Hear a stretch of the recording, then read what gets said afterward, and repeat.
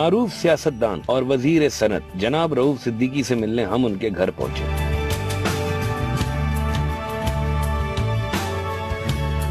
अस्सलाम, कैसे आप? अल्लाह का करम, अल्लाह का करम। शहमा सिद्दीकी, शौला सिद्दीकी, माशाअल्लाह माशाअल्लाह। इनके हमरा दो नन्ही मुन्नी कलियों ने हमारा इस्तकबाल किया और जनाब रऊफ सिद्दीकी हमें घर के अंदर ले गए। रऊफ साहब, पहले तो बहुत बहुत शुक्रिया कि आपने अपनी मसरूफ जिंदगी में से टाइम निकाल के दिया। अच्छा सर, ये बताइए कि कुछ बचपन से बात शुरू करते हैं। कितने बहन भाई थे, कहाँ से मतलब स्टडीज कंप्लीट हुई, कहीं मुल्क से बाहर गए थे, अब्बा क्या करते थे, कुछ जरा बचपन की बात है। मेरी 3 बहनें माशाल्लाह, जिसमें से एक बहन का मेरा इंतकाल हो गया और मेरे 2 भाइयों का इंतकाल हुआ, तो हम 4 भाई हैं। और 92 के ऑपरेशन के बाद चूँकि वो सीनियर ऑफिसर्स पोस्ट पे थे स्टेट बैंक में, हाउस बिल्डिंग में, और कस्टम में मेरे भाई थे, तो मेरी तहरीरों पर, मेरी जद्दोजहद के ऊपर कि मैं अल्ताफ़ भाई के साथ क्यों हूँ, कायदे तहरीक के साथ क्यों। और अच्छा, मैं यहाँ था भी नहीं, मैं तो ओवरसीज़ में था। मैं ओवरसीज़ को मैंने ऑर्गेनाइज किया। अच्छा, मैं पहला चीफ ऑर्गेनाइजर था। अच्छा, तो अल्ताफ़ भाई बेता मोहब्बत करते थे। फिर हम वहाँ पे मुहिब्बान पाकिस्तान ओवरसीज़ के नाम से काम, मिडिल ईस्ट में, क्योंकि सियासत एमकेएम के, हाँ एमकेएम के नाम से नहीं कर सकते। हाँ, तो वहाँ पे मुहिब्बान पाकिस्तान ओवरसीज़, ये एमकेएम की ज़ेली शाख बन गई। और फिर उसने बड़ा कलीदी किरदार अंजाम दिया 1990 जून के ऑपरेशन के बाद। बिल्कुल। तो खैर पे वो वहाँ पर ये हुआ कि बहुत वेल ऑर्गेनाइज हो गए। अल्ताफ़ भाई जब यहाँ से गए थे, यहाँ से बिल्कुल पाकिस्तान से, तो 1 महीना जद्दा में रहे थे। अच्छा, यहाँ तरह तरह की बातें मैं कभी सुनता था टीवी पे, इंटरव्यूज पे, कि जनाब कायदे तहरीक अल्ताफ़ हुसैन को हुकूमत ने बाहर निकाला। कोई कहता था कि जाम सादिक ने निकाला जी, कोई कहता था कि फौज ने निकाला। तो मैं हंसता था कि इतना झूठ, और इतने मोतबर लोग, और इतना मोतबर झूठ बोलते थे इतनी ढिठाई के साथ। हाँ, हालांकि इनमें से कोई ऐसी बात नहीं थी। झूठ इतना बोलो कि सच लगने लग जाए। लेकिन उसकी बात ये थी कि इसके तो सैकड़ों गवाह थे। मैं यहाँ पे आया था जब अल्ताफ़ भाई का कातलाना हमला हुआ यहाँ पे, और ये पहला गालिबन खुदकुश हमला था जो बम, दस्ती बम लेकर अल्ताफ़ भाई के लंदन से जब आए थे, तो जुलूस पे हमला करने के लिए आयशा मंजिल के पे ये हमला करना था, और वो बम उन दोनों के हाथों से में फट गए। तो उस वक्त मैंने मशवरा दिया था, और पायलट कार में मैं बैठा हुआ था, मैं और नदीम नुसरत जी, और SM तारिक मरहूम, बिल्कुल, हम पायलट कार में थे। अच्छा, तो हमने ये देखा, तो फिर मैंने अल्ताफ़ भाई को शाम को कहा, मैंने फिर पूरी पार्टी से कहा, मैंने कहा अगर ये खतरात है तो ये तो मुनासिब नहीं है, अल्ताफ़ भाई यहाँ से चले। तो अल्ताफ़ भाई ने खुद कहा कि इतने हमले मेरे पे पहले हो चुके हैं, हर दफ़ा रहते हैं, रोज़ क्यों मेरे, ठीक है जो भी है अब देखते हैं। लेकिन अल्ताफ़ भाई का एक मामला बड़ा बहुत ही अच्छा है कि जब पार्टी के जिम्मेदार कारकुन कोई एक बात ऐसी कर देते हैं ना जिसमें ना नफ़ा है ना नुकसान है, बस ठीक है, तो वो दिल रखने के लिए भी, साथियों के लिए बहुत सारे फैसले कर देते हैं। अच्छा, हाँ, बहुत, इस पे तो ज़्यादा फैसले करते हैं। तो मेरा बहुत इसरार था, तो मैंने कहा था भाई आप कामयाब इलाज करा के आए, हमारे खातिर आप बस चले यहाँ से, और आप वहाँ पे शुक्राने का उम्र भी आपने माना हुआ था, तो चलिए अभी कर लीजिए। 2-4 दिन बैठ के वहाँ सोचते हैं, क्योंकि ये तो अचानक हमला हुआ है, जबकि गुलाम इसहाक खान ने तो आपको क्लियरेंस दी थी। गुलाम इसहाक खान ने कहा था कि आप आ जाएं, बिल्कुल ठीक है। तो फिर ये क्या हुआ? तो इतनी साजिश होती थी। तो अल्ताफ़ भाई ने फिर कहा कि अच्छा चलो चलता हूँ। फिर तो अल्ताफ़ भाई जद्दा गए। फिर वहाँ पे जब पहुंचे तो फिर हकीकत पता चली कि अल्ताफ़ भाई के खिलाफ जो ये साजिश की गई थी, तो ये एक साजिश तो नहीं हो सकती थी, और भी साजिश होती। वहाँ जाने के बाद फिर इंफॉर्मेशन, क्योंकि जस्ट खुली बातें नेक्स्ट डे चले गए, बिल्कुल बिल्कुल, फिर चीजें सामने आनी शुरू हुई कि ओहो ये तो ये मसला था, तो ये तो ये मसला था। और 1 महीना वहाँ पे रहे। फिर पार्टी ने तो बिल्कुल सख्ती के साथ कह दिया कि नहीं है यहाँ पे नहीं, अब आप लंदन।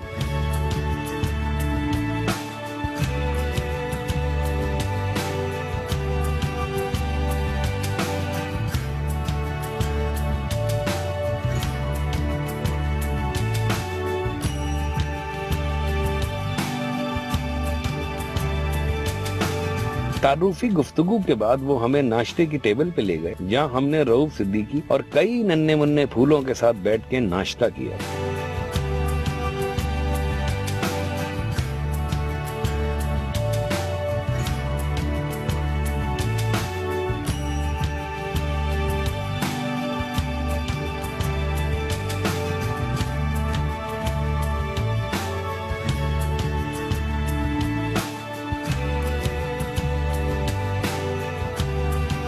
तो भाई वो खाना काबा में कोई वाक़या हो गया था, आपको रोक दिया गया था, वो क्या था, वो जरा सा बताइए। हुआ ये था कि वो वहाँ पर मैं जब पहुँचा तो जो उसके कार्ड होता है वो बना नहीं था, लेकिन वो शेबी ख़ानदान जो है वो मेरा दोस्त है, वो पूरा ख़ानदान,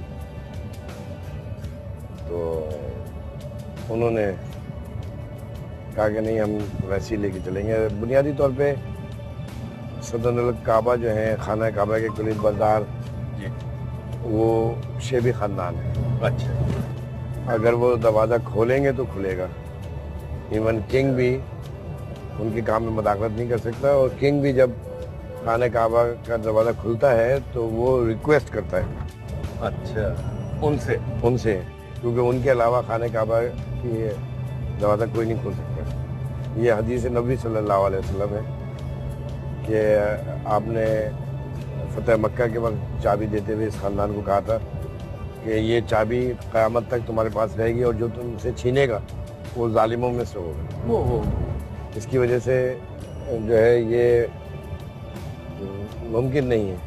ठीक है, तो जो मेहमान पूरी दुनिया से आते हैं उनमें से शेबी ख़ानदान का अपना एक नंबर कोटा होता है जो उनको दिया जाता है, तो वो मुझे बुलाते हैं। उन्होंने जो है वो ये हुआ कि मैं जब वहाँ पे पहुँचा तो मुझे डिप्टी गवर्नर मक्का मुकर्रमा था, उन्होंने उसका जो PS था उसने मुझे रोक दिया सीढ़ियों पे। वो बड़ा मसला खड़ा हो गया, वो सारा का सारा ख़ानदान जमा हो गया। डिप्टी गवर्नर से कहा कि आपके सेक्रेटरी ने रोका है सिद्दीकी को, तो डिप्टी गवर्नर भी जानता है वो, फिर डिप्टी गवर्नर ने कहा कि नहीं आप जाएं।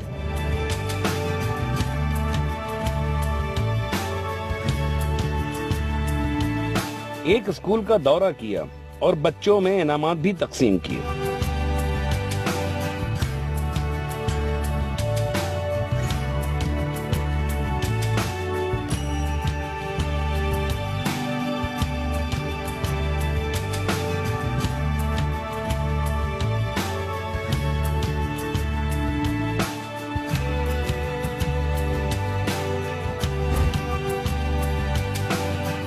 एक प्रोजेक्ट पिछले 5 साल में मैंने मुकम्मल किया था मिट्टी में। अच्छा, बहुत ही पसमानदा इलाका है, लेकिन वहाँ हुनरमंद बहुत थे, तो वहाँ पे 50 दुकानें और 50 मकान फ्री ऑफ कास्ट।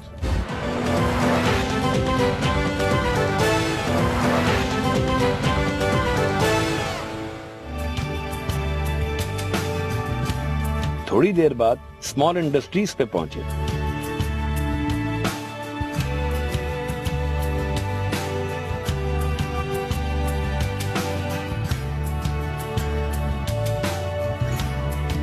जहां उन्होंने कई अहम मीटिंग्स और अहम दफ्तरी उमूर सरंजाम दिए।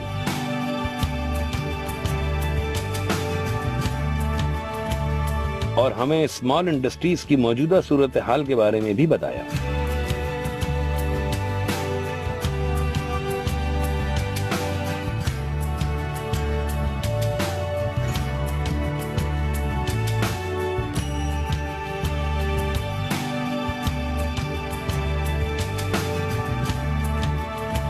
रऊफ साहब, ये स्मॉल इंडस्ट्रीज का हाल खासा पतला लग रहा है मुझे, अभी मीटिंग में बैठा हूं मैं, तो क्या फ्यूचर देख रहे हैं मुस्तकबिल में आप इसका?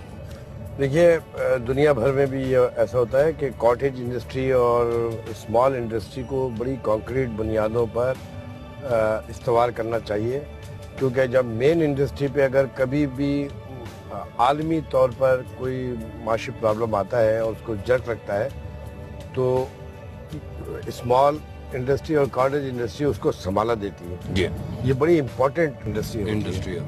अब इसमें हमारे मुल्क में तो मेन इंडस्ट्री ही बड़ी क्राइसिस में है।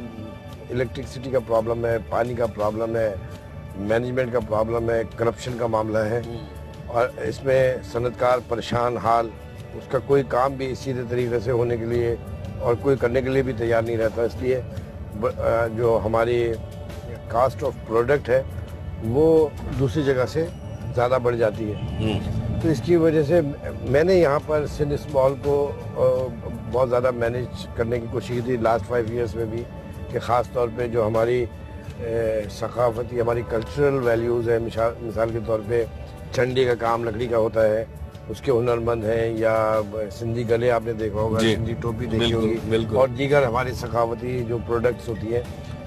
तो वहाँ पर इतनी कसाद बाजारी आई और वहाँ पर उनके पास काम ना होने की वजह से वो पूरे हुनरमंद जो थे वो खेतों और खलियानों में चले गए, मजदूरी शुरू कर दी। अब इसकी वजह से ये ख़तरा होने लगा कि अगर ये सारे हुनरमंद या अगर ये नस्ल भी मजदूरी में और दीगर कामों में इन्वॉल्व हो गई तो ये हुनर का काम तो फिर ख़त्म हो जाएगा। बिल्कुल। सिंधी टोपी, अजरक, ये सारी चीज़ें हमेशा रहेंगी लेकिन मेड इन चाइना होगी। तो इससे बचाने के लिए एक प्रोजेक्ट पिछले 5 साल में मैंने मुकम्मल किया था मिट्टी में। अच्छा। बहुत ही पसमानदा इलाका है लेकिन वहाँ हुनरमंद बहुत थे, तो वहाँ पे 50 दुकानें और 50 मकान फ्री ऑफ कास्ट, यानी वो झोपड़ियों से निकलकर सीधा अपने पक्के मकान में आए 2 कमरों के, और वहाँ दुकान उनकी मौजूद है। वो कम से कम ये हुआ कि 50 और 100 खानदान को उस मशक्क़त से बचा लिया जो खेतों और खलियानों में काम कर रहे थे।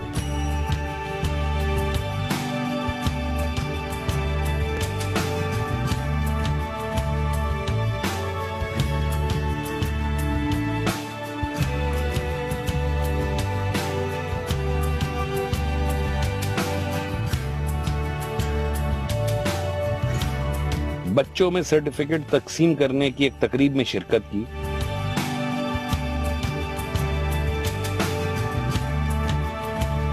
और अपने हाथों से बच्चों को सर्टिफिकेट दिए।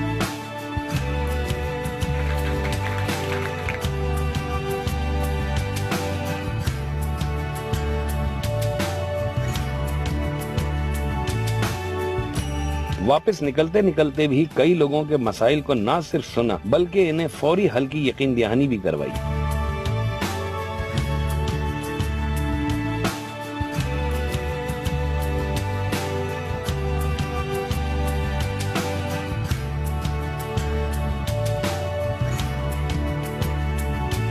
इसके बाद वो हमें अपने साथ लेके नजीर हुसैन यूनिवर्सिटी की तरफ निकले।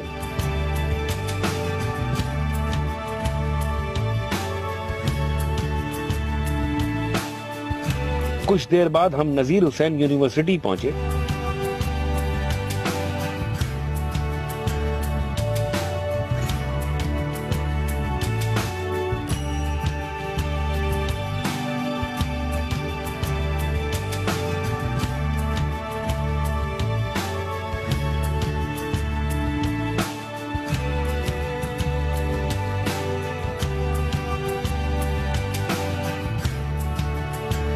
जहां उन्होंने हमें यूनिवर्सिटी के बारे में बताया और अहम मामलात पे यूनिवर्सिटी इंतजामिया से बातचीत भी की।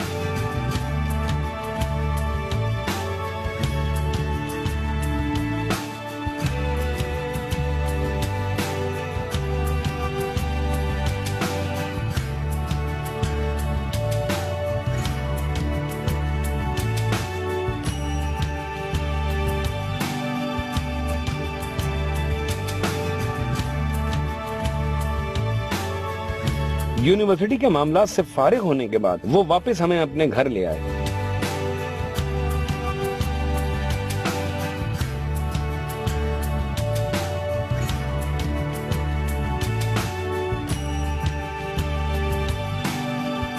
जहां हमने उनके 2 मेहमानों के साथ बैठकर दोपहर का खाना खाया।